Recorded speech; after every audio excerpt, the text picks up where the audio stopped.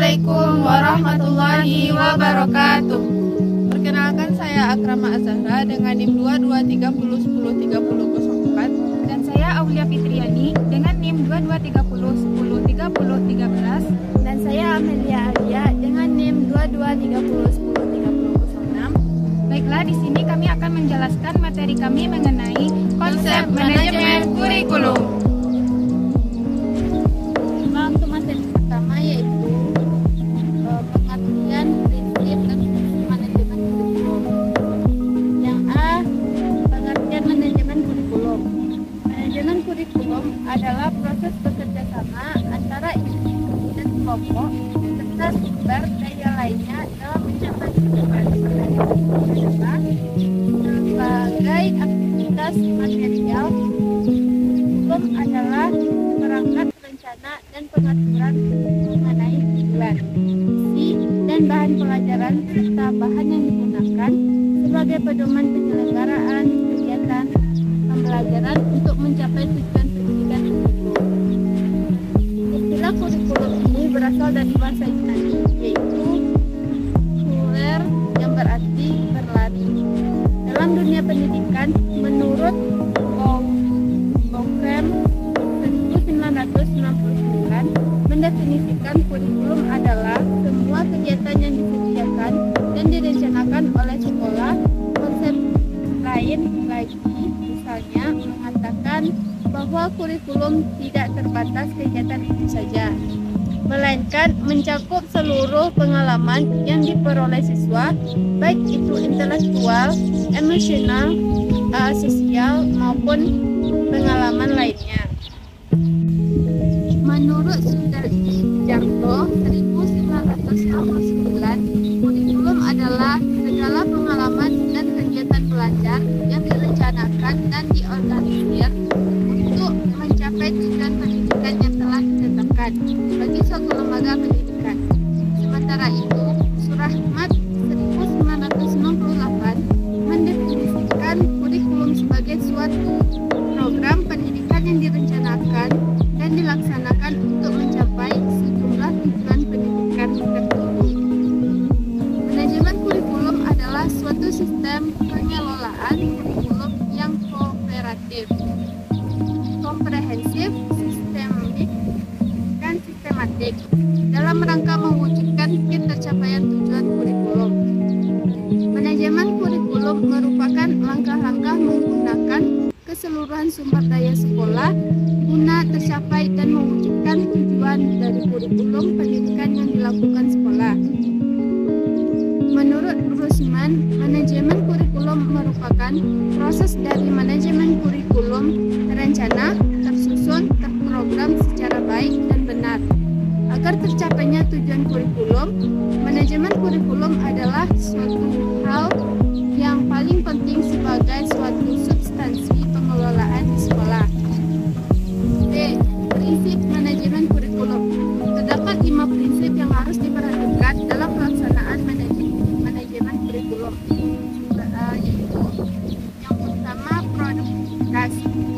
Itu hasil yang akan diperoleh dalam suatu kegiatan kurikulum merupakan aspek yang harus diperhatikan dalam manajemen kurikulum. Pertimbangan bagaimana agar peserta didik dapat mencapai hasil belajar sesuai dengan jumlah kurikulum harus menjadi sasaran dalam manajemen kurikulum. Yang kedua, demokratisasi, yaitu pelaksanaan manajemen kurikulum harus berdasarkan demokrasi yang menempatkan pengelola, pelaksanaan, dan subjek didik pada posisi yang seharusnya dalam melaksanakan tugas dengan penuh tanggung jawab untuk mencapai tujuan kurikulum. Yang ketiga, kooperatif, ialah untuk memperoleh hasil yang diharapkan dalam suatu kegiatan manajemen kurikulum dan perlu adanya kerjasama yang positif dari berbagai pihak yang terlibat. Yang keempat, efektivitas dan keefisienan.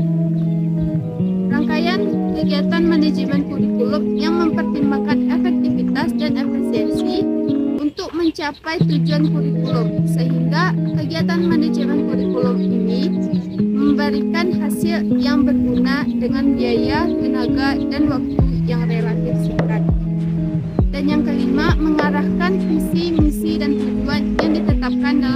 kurikulum. Proses manajemen kurikulum harus dapat memperkuat dan mengarahkan visi misi dan tujuan kurikulum. Selanjutnya, fungsi manajemen kurikulum. Yang pertama, meningkatkan efisiensi pemanfaatan sumber daya kurikulum. Pemberdayaan sumber daya maupun komponen kurikulum dapat ditingkatkan melalui pengelolaan yang terencana dan efektif. Yang kedua, meningkatkan keadilan dan kesempatan pada siswa untuk mencapai hasil yang maksimal. Kemampuan yang maksimal dapat dicapai peserta didik hanya melalui kegiatan ekstrakurikuler, tetapi juga perlu melakukan kegiatan ekstra dan kurikuler yang dikelola secara integritas dalam mencapai tujuan kurikulum. Yang ketiga, meningkatkan relevansi dan efektivitas pembelajaran sesuai dengan kebutuhan peserta didik maupun lingkungan sekitar peserta didik.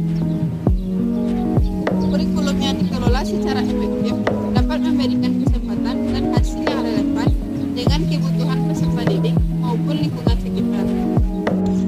Yang keempat, meningkatkan efektivitas kinerja guru maupun aktivitas siswa dalam mencapai tujuan pembelajaran. Pengelolaan kurikulum yang profesional, efektif, dan terpadu dapat memberikan motivasi pada kinerja guru maupun aktivitas siswa dalam belajar.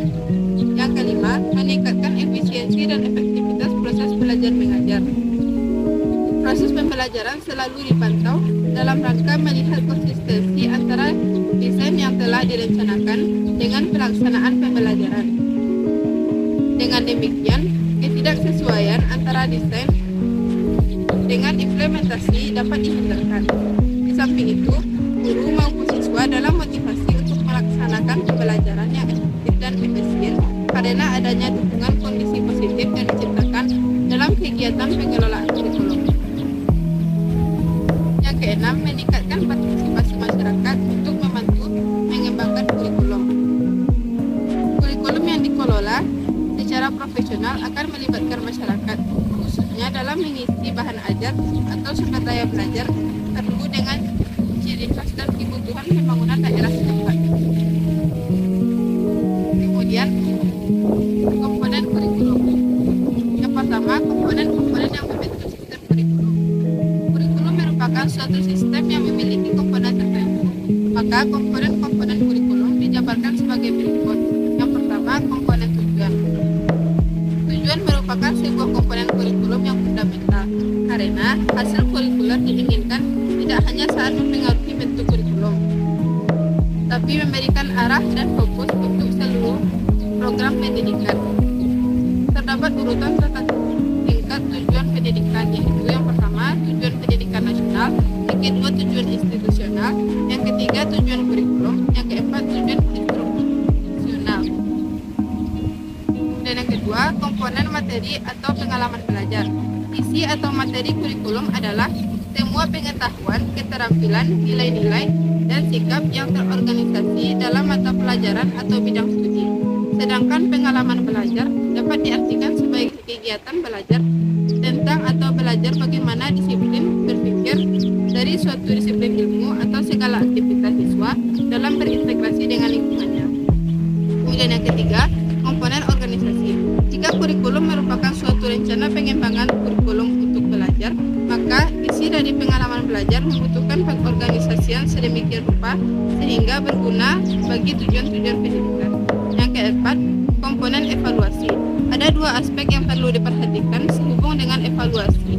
Pertama, evaluasi harus menilai apakah telah terjadi perubahan tingkah laku siswa sesuai dengan tujuan pendidikan yang telah dirumuskan. Kedua, evaluasi sebagai menggunakan lebih dari satu alat penilaian dalam satu waktu tertentu. Selanjutnya, karakteristik manajemen kurikulum. Manajemen kurikulum dalam konteks karakteristiknya dapat dilihat berdasarkan lingkup yang terbatas pada pelaksanaan kurikulum di suatu sekolah, dimulai dari perencanaan, pengorganisasian, pelaksanaan, dan evaluasi kurikulum. Adapun karakteristik perencanaan kurikulum yaitu yang pertama, karakteristik perencanaan kurikulum. Karakteristik dalam perencanaan kurikulum meliputi 1. Pengertian perencanaan kurikulum. 2. Fungsi perencanaan kurikulum. 3. Model perencanaan kurikulum. 4. Desain kurikulum. Secara lebih terperinci, karakteristik perencanaan kurikulum adalah sebagai berikut. A. Perencanaan kurikulum harus berdasarkan konsep yang jelas. B. Perencanaan kurikulum harus dibuat dalam kerangka kerja yang komprehensif. C. Perencanaan kurikulum harus bersifat reaktif dan antisipatif. D. Tujuan-tujuan pendidikan harus meliputi rentang yang luas akan kebutuhan dan minat yang berkenaan dengan individu dan masyarakat. E. Rumusan berbagai tujuan pendekatan harus diperjelas dengan ilustrasi konkret. F. Masyarakat luas mempunyai hak dan tanggung jawab untuk mengetahui berbagai hal. G. Dengan keahlian profesional mereka, pendidikan berhak dan bertanggung jawab mengidentifikasi program sekolah yang akan mendukung siswa.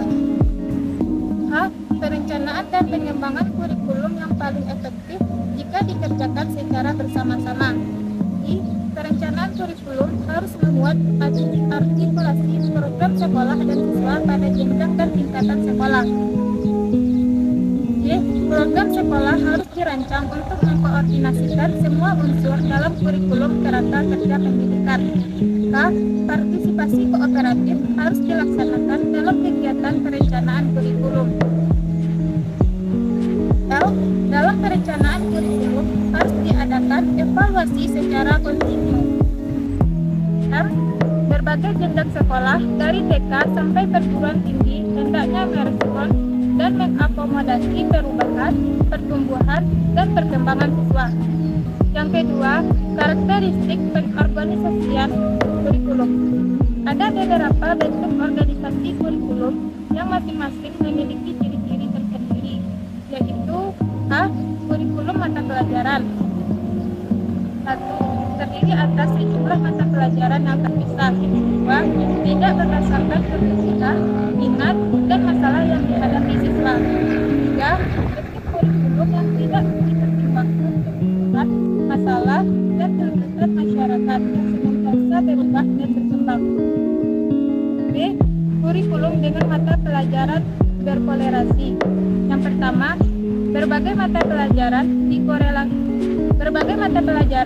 dikorelasikan satu dengan yang lainnya.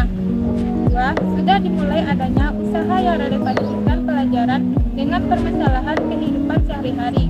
3. Metode penyampaian menggunakan metode korelasi. C. Kurikulum bidang studi. Yang pertama, kurikulum terdiri atas suatu bidang pengajaran. 2. Sistem penyampaian bersifat terpadu. 3. Minat, masalah, serta kebutuhan siswa dan masyarakat dipertimbangkan sebagai dasar penyusunan kurikulum. Kemudian yang D, kurikulum integrasi. 1. Berdasarkan psikologi belajar. 2. Berdasarkan kebutuhan, minat, dan tingkat perkembangan siswa. 3. Sistem penyampaian menggunakan sistem pengajaran unit. 4. Peran guru sama aktifnya dengan peran siswa. E. Kurikulum inti. Memiliki dua ciri-ciri, yakni ciri-ciri pokok dan ciri-ciri umum. Ciri-ciri pokok antara lain cara pelajaran meliputi pengalaman-pengalaman yang penting untuk pertumbuhan dan perkembangan semua siswa. Adapun ciri-ciri umum antara lain 1. Perencanaan oleh guru secara kooperatif. 2. Pengalaman belajar disusun dalam unit-unit yang luas, komprehensif berdasarkan tantangan, minat, kebutuhan, dan masalah dari kalangan siswa dan masyarakat sekitarnya. 3. Guru dan siswa saling mengenal satu sama lain dengan lebih baik. 4. Pengalaman-pengalaman belajar bersifat fungsional serta melibatkan banyak kegiatan dan tanggung jawab terhadap pada siswa.